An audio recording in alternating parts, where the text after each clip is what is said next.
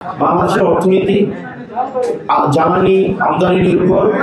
12 billion ডলারেরও বেশি হচ্ছে প্রত্যেক বছর জ্বালানি আমদানি করতে হয়, 1.5 লক্ষ কোটি টাকারও বেশি।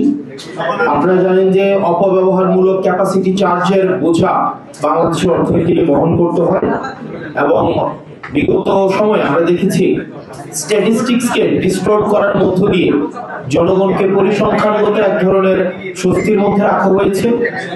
মূলত অর্থনীতির যে চিত্র সেটি জনগণের কাছ থেকে বিভিন্ন সময় হাইড করা হয়েছে, লুকানো হয়েছে। তো ফলত বাংলাদেশের অর্থনীতির স্বরূপটা জনগণের কাছে কখনোই যথাযথভাবে উন্মোচিত হয়নি।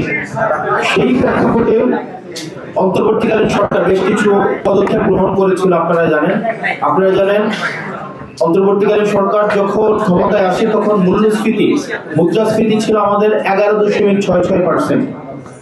এই 11.66% মুদ্রাস্ফীতিকে নিয়ন্ত্রণের জন্য আমরা অন্তর্বর্তীকালীন সরকার তৎকালীন সময়ে সংকোচনমূলক মুদ্রানীতি তখন প্রচলন করে এবং ডলারের দাম বা বিনিময় মূল্যকে নিয়ন্ত্রণ রাখার জন্য, সহনশীল পর্যায়ে রাখার জন্য আপনারা জানেন তখনকার সময় বাজার ভিত্তিক বিনিময় হার চালু করা হয় এবং অ্যাসেট কোয়ালিটি রিভিউ চালু করা হয়।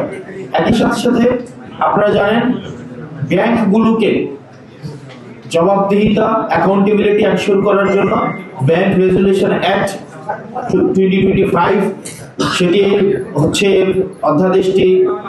অধ্যাদেশ করা হয়। অত্যন্ত দুঃখজনক বিষয়, এই অধ্যাদেশটিকে এই সংসদে ডিস্টর্ট করে বিএনপি সরকার।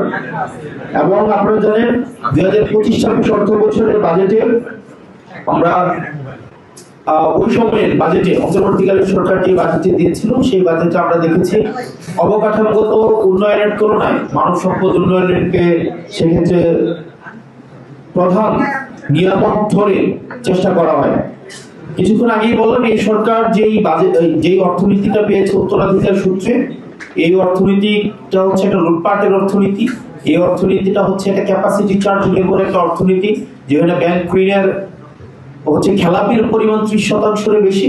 এই সার্বিক বাস্তবতায় হচ্ছে এখন বাজেটটি হচ্ছে উপস্থাপিত হতে যাচ্ছে, যেখানে আমাদের মূল টার্গেট হচ্ছে কর্মসংস্থান কেমন হওয়া উচিত, শিক্ষা খাতে বরাদ্দ কেমন হওয়া উচিত, আমাদের ব্যাংক খাতের যেই বিগত দীর্ঘ 17 বছর ধরে সেটি পরিবার কেন্দ্রিক হয়েছে, সেটি লুটপাট করে একটি নির্দিষ্ট শ্রেণীকে উপকার ভোগী করেছে, সেটির থেকে কিভাবে ব্যাংক খাতকে উত্তরণ ঘটিয়ে এটি জনগণের হাতে ফিরিয়ে দেওয়া যায়, এটি ব্যবসায় নির্ভর এবং একটি স্বনির্ভর একটি ব্যাংক খাত করা যায়, সেটির একটি রূপরেখা, একটি অর্থনৈতিক পরিকল্পনা।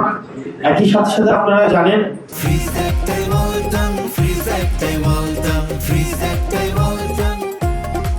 যে অন্তর্বর্তীকালীন সরকার যেই অর্থনৈতিক প্রশস্তের একটি স্বরূপ জনগণের সামনে উপস্থাপন করে, সেটি থেকে আমরা দেখেছি বিএনপি সরকার আশঙ্কাজনকভাবে সেটি থেকে পিছু হটে। যার একটা উদাহরণ হচ্ছে আপনারা যদি দেখেন বাংলাদেশ ব্যাংকগুলোকে কিভাবে বাংলাদেশ ব্যাংকে যেভাবে হচ্ছে সেখানে একজন গভর্নর নিয়োগ দেওয়া হয়েছে, যে প্রক্রিয়ায় নিয়োগ দেওয়া হয়েছে সেটি আসলে আমাদের অর্থনীতি পরবর্তীতে কোন দিকে যাবে একটি আশঙ্কাজনক একটি পরিস্থিতি, একটি উদ্বেগের সৃষ্টি করে অর্থনীতি নিয়ে যারা খোঁজখবর রাখেন তাদের মধ্যে।